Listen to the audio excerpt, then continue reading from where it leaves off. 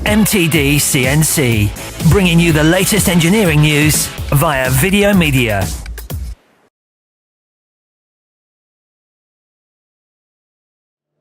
Lawrence, it's good to be looking at an Okuma lathe here. This is the Genos model. Can you tell us a little bit about the machine? Yeah, Genos lathes are our entry-level machines. So we have a range of 4 sizes, which is 200, 250, 300, 400. And as I said, they're entry-level machines, available and affordable for anybody. Although if you look into the machine, you'll see that it's still very much a robust built Okuma machine. You can see wraparound slideways, hardened and ground ways, huge turret structure with the turret behind that is a huge structure. And also you've got all of the Okuma electronics package, the same as all the other machines. And a lot of our customers are quite shocked when they see the price of these machines and realise that how affordable they are for anybody. Now, as a sales director, you've touched on a few points there, but what do you go to market with when, let's say an engineer is looking at a lathe, he's selected 3 or 4 manufacturers. Where would Okuma be in amongst that mix? Where would this machine be, and why would it be where it is?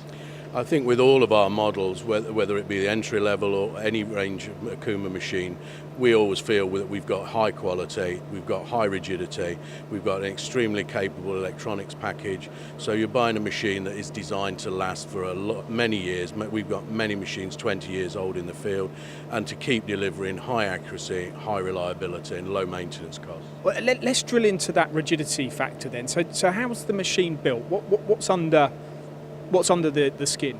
All the machines are cast iron, meionite cast iron beds. There's no granite, there's no fabrications. They're all cast iron, single piece bed.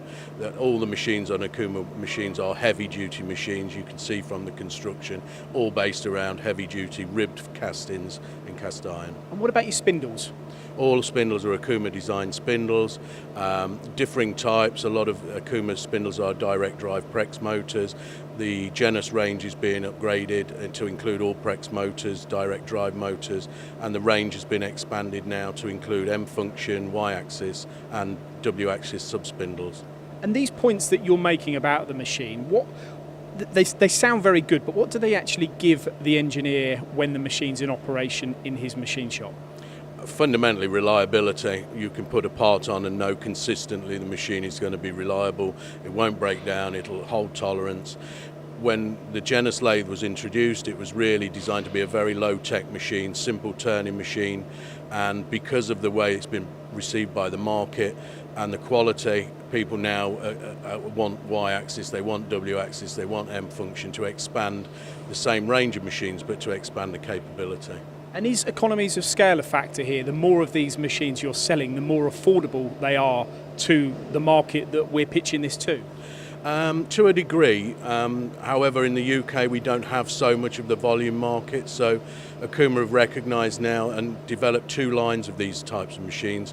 So we have a low spec machine, which is very simple machine tool for high volume, maybe automotive type parts, but we now have the high end range, which is probably more suitable to the UK, with M function, with Y axis, with sub spindle, for the more complex types of parts that we see in the UK. Okay, so looking at this machine here, this is the L200E. It does have a Y-axis, it's got driven tools, it's got 66mm bar capacity, I see. So this is what you'd class as a sort of run-of-the-mill machine that would go in most machine shops? Yeah, absolutely. For any machine shop will have a machine requirement of this size. It is a very big envelope in a very small footprint.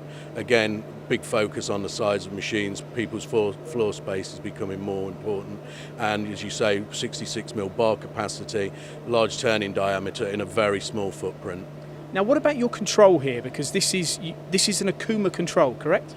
Yeah, all products from Okuma have Okuma controls. Every machine since 1964 has had an Okuma control on it. The whole electronics package is from Okuma. So it's a single source for all of your needs for maintenance. That's an advantage to Okuma from a manufacturing perspective. What about to the user? Is there a benefit to them as well? I think the benefit is it's a single call for any maintenance issues.